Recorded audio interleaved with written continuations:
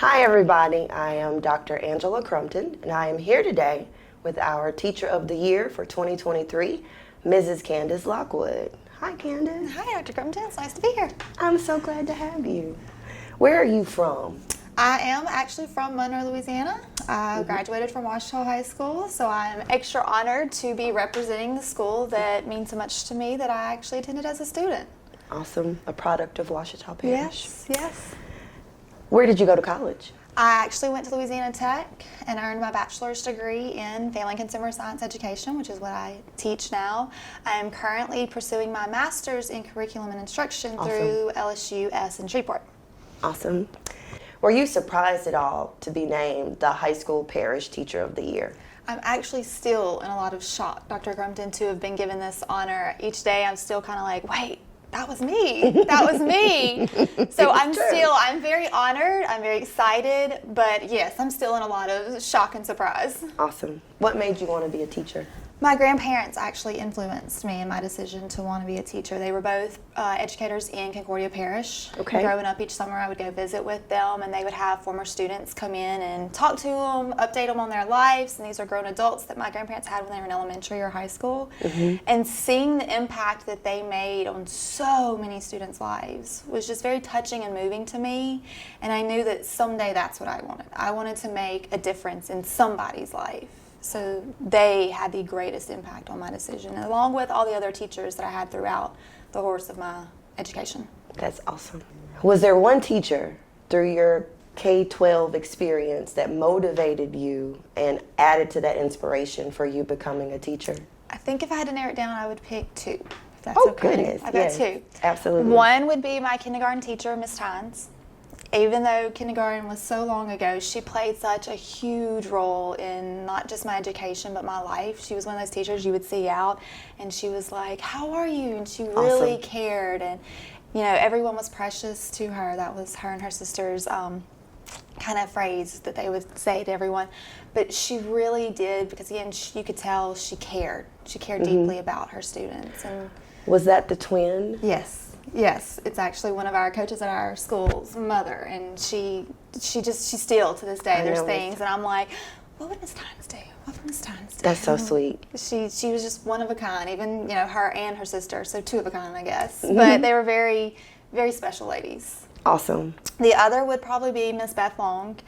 She was my high school family and consumer science teacher, and I'll be honest, like many students, I was in FACS because I needed somewhere to go.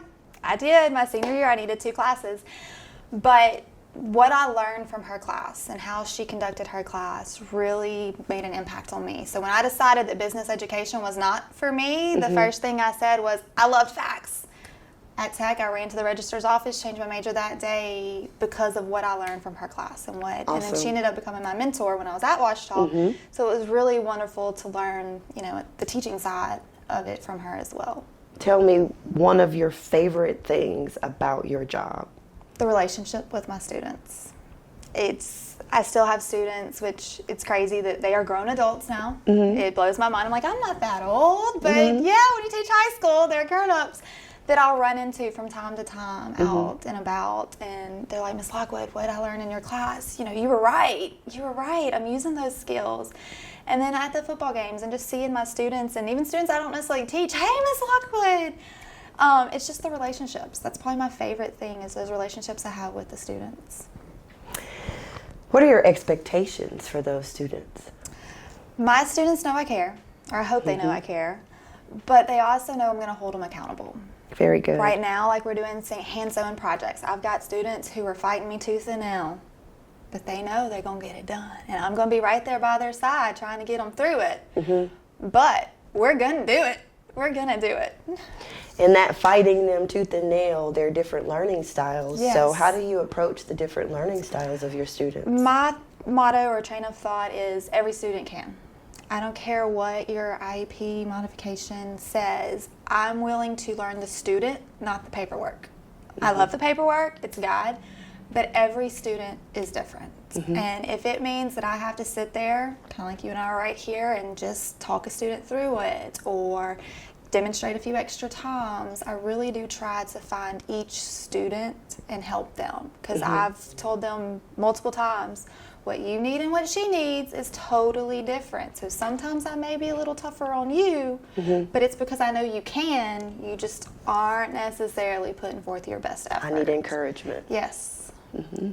People are familiar with teachers having expectations for their students, but there are other expectations. What are your expectations for the parents of the students that you teach? Being an elective course and life skills courses, one of my hopes and hopefully expectations of my parents is to allow students the opportunity to test out some of the skills we're doing in class at home. Like, we do a lot of cooking in the spring semester, and I would hope that my students' parents are letting them in the kitchen, because I know some of them I get not trusting them in the kitchen on their own. But after we've talked about a skill, I really would hope that they're allowing their students to utilize some of these skills at home and encouraging them and showing them ways that maybe their family does certain tasks or skills related to what we've covered in class. Very good. In what ways do you believe that teachers can really change the lives of students?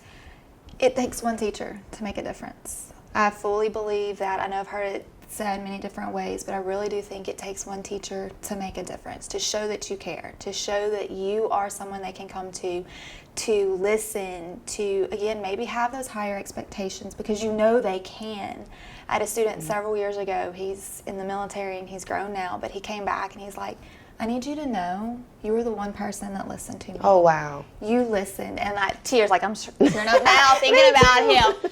But I was like, what? He's like, I had a rough high school career. I did. But you were always there to listen to me, to help try to give me that support. Thank you. Awesome. So the fact that, as long as you are there for your students, one person can make a difference. And you never know the impact you're going to make. You don't. I had the opportunity to experience some of the magic that you work in your classroom, and there was a special needs student that was able to earn a credential and jumpstart summers. That child came in and was so excited and so happy, and his grandmother was happy, and you were a major part of that. For me, that was my best experience as you being a teacher. But what would you say has been your best experience as being a teacher? That was the main one that came to mind. I have so many, do not get me wrong. But this summer with that young man, and just seeing where some people thought he could or couldn't do, and him earning that certification and the high fives. So and when I got to call and talk to Grandma, and we cried in the hallway. Hugs, happy tears. I have chill bumps. Because, again, it goes back to anybody can. It doesn't matter what your diagnosis is, your label is. Any student can, as long as there's somebody there to encourage them and help kind of guide or direct them. That's right. Because he did it on his own with just us tweaking a little bit of things to right. meet his needs. And it's still like he's forever going to be one of those students that I has love a your huge energy. impact I on love me. your energy. And that's what's necessary. That is wonderful. What do you feel are the greatest challenges facing teachers today? I can't speak for everyone, because every teacher, every school it's going to be different. But one would be technology at our fingertips. Okay. I love technology. Please don't get me wrong. I was one of the first ones at Ouachita using Google Classroom. Understood. But I feel like for our students, their phones, Google right there, it's a big distraction in the classroom. It's a huge distraction in the classroom. And, finding ways to limit it or accommodate, modify, it's one of the big challenges to try and get the kids engaged in a lesson or activity when I can just, go play the game. That's or right. Snapchat or Instagram. So for me, that digital technology right at our fingertips is one of the big challenges. Agreed. What do you love about your school and the Ouachita Parish school system? Ouachita, it has its own special touch. I did a lot of reflection this past summer about Ouachita and what it meant to me and everything. And every time I would have a conversation with somebody about Ouachita, I was just filled with, and I'm going to do it again, tears, because there's just something special about our staff and our students. We're very diverse. We're out in the middle of nowhere by ourselves.